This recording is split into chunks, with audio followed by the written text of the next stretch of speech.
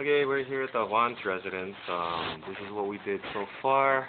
As for reframing the roof in the garage, as you can see, we have a 20-foot 2 by 12 by 20, and this is how long it is.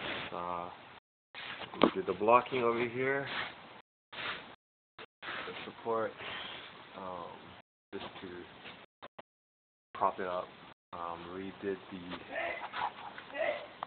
additional roof support for, I guess you can say that, aluminum sheet roofing.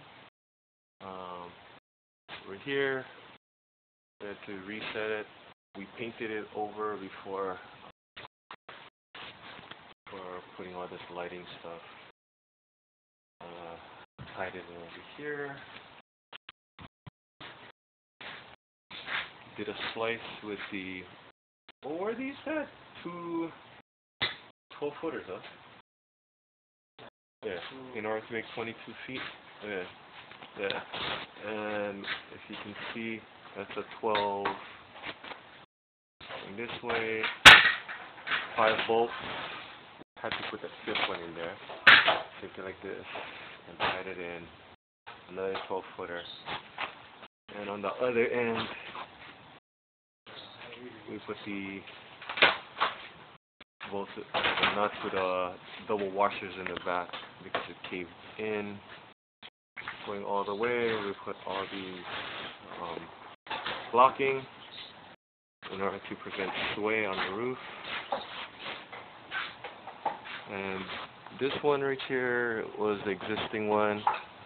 That one over there is the existing one because it's been replaced before, so we replaced basically 3.